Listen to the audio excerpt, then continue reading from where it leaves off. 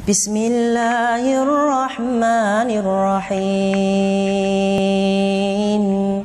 Alhamdulillahi Rabbil Alamin. Nggak boleh tambah-tambah lagi. Ini penting dalam kita beragama ini. Karena kalau kita lihat, semakin hari kok banyak tambah-tambahan. Semakin hari kita berpikir ya itu mungkin kerjaannya dari ahlul bid'ah ya, nambah lagi. Ternyata ada sebagian ahlus sunnah juga udah mulai ikut-ikutan nambah-nambah dalam beragama ini. Nggak tahu dia belajar apa itu. Ya. Sampai punya gelar lagi. Kok nambah-nambah ini, kok ikut begini. Padahal lagi agama Islam sempurna. Dan dia hafal ayatnya, al-yauma akmaltu lakum dinakum wa atmamtu alaikum ni'mati wa raditu lakumul Islam dina. Pada hari ini aku telah sempurnakan bagimu agamamu, aku telah cukupkan nikmatku atasmu, dan aku ridho Islam menjadi agama bagimu. Sempurna agama Islam. Kalau ada orang menambah-nambah dalam agama ini, membuat satu ibadah, membuat satu perayaan, membuat satu acara zikir, sholawatan atau bid'ah yang Nabi nggak contohkan, berarti pada saat itu dia menuduh Nabi Muhammad apa? Khianat. Orang yang mengadakan yang baru dalam agama menuduh Nabi Muhammad apa? Khianat. Seolah-olah ada agama yang belum Nabi sampaikan. Sedangkan agama ini Nabi sudah sampaikan semuanya. Kemarin saya bawakan satu hadis yang diriwayatkan oleh Imam Tabrani dalam Mu'jamul Kabir, sahabat Abu Dzar radhiyallahu anhu. Nabi bersabda, "Ma baqiya syai'un yuqarribu minal jannati wa yuba'idu minan nari illa wa qad buyyina lakum." Tidak tersisa sedikit pun. Enggak tersisa sedikit pun. Apa saja yang membawakan ke surga sudah dijelaskan kepada kalian. Apa saja yang membawakan ke neraka sudah dijelaskan, lengkap agama ini. Lengkap semua. Enggak boleh tambah-tambah. Ketika orang menambah-nambah dalam agama ini, dia menuduh Nabi Muhammad khianat. Dan orang ketika melakukan perbuatan bid'ah, bid'ahnya dibilang apa sama dia? Hasanah. Dalam Islam enggak ada bid'ah hasanah. Nama orang ada hasanah. Ibu hasanah. Kalau bid'ah enggak ada yang hasanah.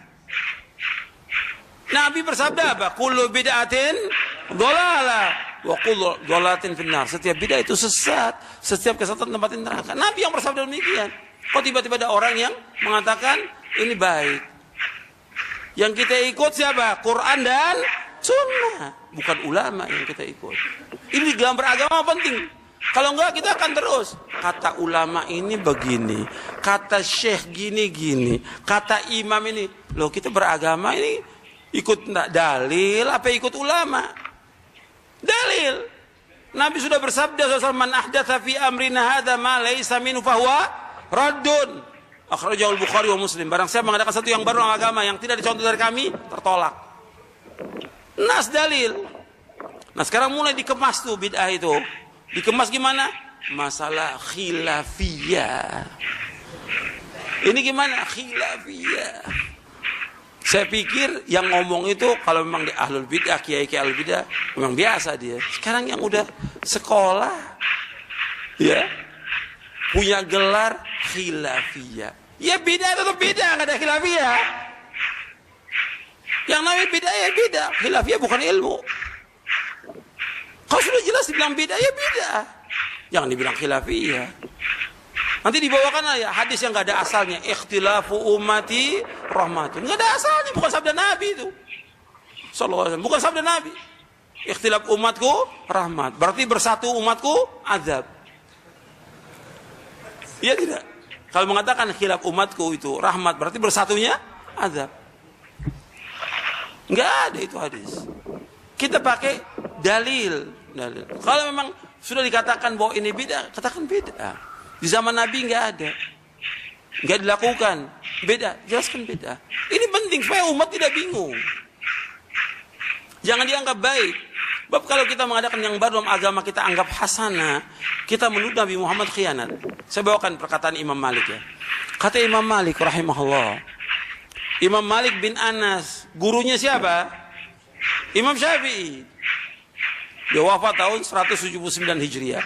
Kata Imam Malik bin Anas, "Man ibtada'a fil Islami bid'atan yaraha hasanatan faqad za'ama anna Muhammadan SAW khana risalah fa inna Allah yaqul al-yawma akmaltu lakum dinakum wa atmamtu alaikum ni'mati wa raditu lakum al-islam dina."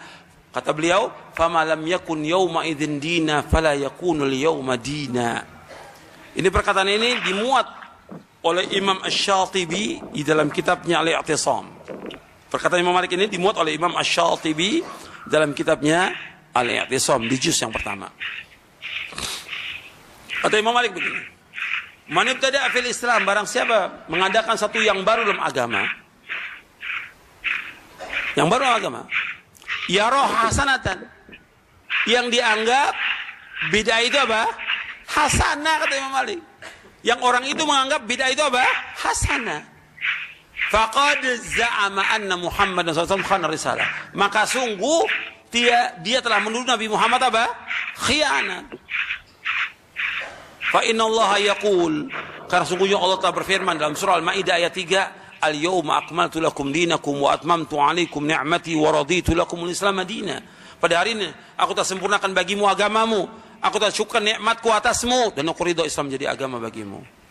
Kemudian kata beliau lagi gini, rahimahullah, kata beliau, "Fama lam yakun yawma idzin dina fala yakunul yawma dina." Apa yang tidak menjadi agama pada zaman itu, sekarang pun enggak jadi agama. Agak cepat, ada dalilnya. Dalil ada, tapi tidak ada contoh. Ini yang sering salah paham. Dalil ada, contoh tidak ada. Bid'ah bukan? Yang bilang bid'ah angkat tangan. Allahu a'lam. Baik. Bukan Allahu a'lam, ada ya, ada artinya. Ada artinya. Lihat sini. Karena ini sekarang sering muncul istilah, kalau tidak ada contoh itu bid'ah. Enggak ada contoh itu bid'ah. Padahal banyak dalil yang Nabi belum tentu mencontohkannya. Kenapa Nabi tidak mencontohkan langsung? Karena boleh jadi hal yang dimaksudkan teman-teman sekalian tidak sama, tidak cocok antara apa yang Nabi kemudian rasakan dengan yang umat akan jalani. Seleranya bisa beda, bisa lain. Contoh, dob, daging dob yang mirip dengan biawak penampakannya, ya. Tapi dob beda antara biawak dengan dob, ini lain. Di padang pasir, Khalid bin Walid itu tiba-tiba dengan Nabi jalan dalam satu ekspedisi militer. Kemudian setelah itu beliau menombak dob, ditombak, dibakar, dihidangkan pada Nabi. Begitu dihidangkan, Nabi tidak makan, diam aja. Nah, Khalid sangat pintar sekali. Beliau ingin memastikan hukum ini, apakah ini memang dilarang atau tidak. Maka beliau ngambil dimakan, ternyata Nabi diamkan. Nah, dalam hukum usul fiqih ada yang disebut dengan takrir. Takrir itu ketetapan Nabi pada sesuatu yang tidak beliau melarang, tidak juga mengiyakan. Ini menandakan itu boleh dilakukan. Sebab kalau dilarang, itu seketika Nabi akan katakan jangan makan, itu haram. Tapi ketika Nabi diamkan makan di hadapan Nabi, dibenarkan oleh Nabi, sekalipun Nabi tidak makan untuk mencontohkannya. Kata para ulama hadis, kalau itu memang boleh, kenapa Nabi nggak makan? Persoalannya Nabi nggak selera makan dob. Kalau ada kambing, kenapa makan dob? Kalau ada ayam, kenapa makan dob? Terus kenapa Khalid makan? Persoalannya Khalid itu jenderal perang, lebih banyak di lapangan dibandingkan dengan di tempat-tempat masyarakat. Kalau suasana perang, itu jarang menemukan kambing guling. Kambing guling, kambing bakar, kambing terlentang, nggak ada. Repot menemukannya. Kalau tidak tahu mana yang mau dimakan, mana yang tidak, bisa kelaparan. Dan ini nanti petunjuk bisa digunakan oleh pasukan-pasukan kita di masa yang akan datang. Tentara Muslim, pasukan khas kita, misalnya ada Kopassus, ada Paskas, ada Denjakan, macam-macam keluar, gerilya, perang gerilya. Dan kalau tidak tahu hukum seperti itu, bingung nanti. Mau makan, takut haram. Mau makan, takut haram. Kata musuhnya, gak usah ditembak, tar mati sendiri, lapar. Repot. Nah, jadi tidak setiap yang tidak dicontohkan itu bid'ah, tidak. Kalau ada dalil, itu masih boleh. Masih boleh. Yang keempat, contoh sudah tidak ada. Dalilnya samar. Dalilnya samar. Contoh sudah nggak ada sama sekali. Dalilnya nggak kelihatan langsung ada. Bukan tidak ada, tapi harus mencari dulu, berliku, baru ketemu. Oh, ini maksudnya. Bahkan harus menemukan cara untuk mencari dalil itu. Pencariannya bisa menganalogikan apa yang disebut dengan kias namanya. Dianalogikan dengan dalil yang sudah ada untuk menemukan hukum yang belum ada. Contoh, sering saya sampaikan. Kang Emil, zakat pakai apa?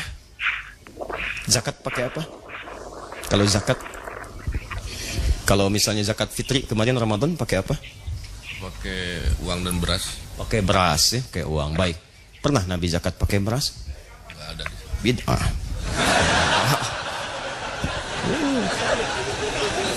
Dalil tidak ada, contoh tidak ada. Gimana solusinya itu? Dulu nggak pernah ditemukan. Kalau nggak percaya silakan cari di kitab hadis. Hadis paling palsu pun cari silakan. Anda sampai kiamat kurang 2 hari nggak akan pernah menemukan ada Nabi zakat pakai beras, mustahil. Nabi itu cuma 2, kalau tidak pakai kurma, gandum. Sekarang pertanyaannya, kalau saya zakat pakai beras, tidak atau tidak? Dalil tidak ada, contohnya juga tak ada. Kan? Terus kumaha? Lihat kan? Kayak Persib bingung, eleh deui. Kayaknya kumaha tuh? Waduh. Persib boga aing tapi eleh gitu.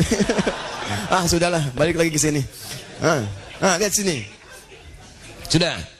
Maka ini gimana tidak solutif? Maka kemudian masa mulai meluas.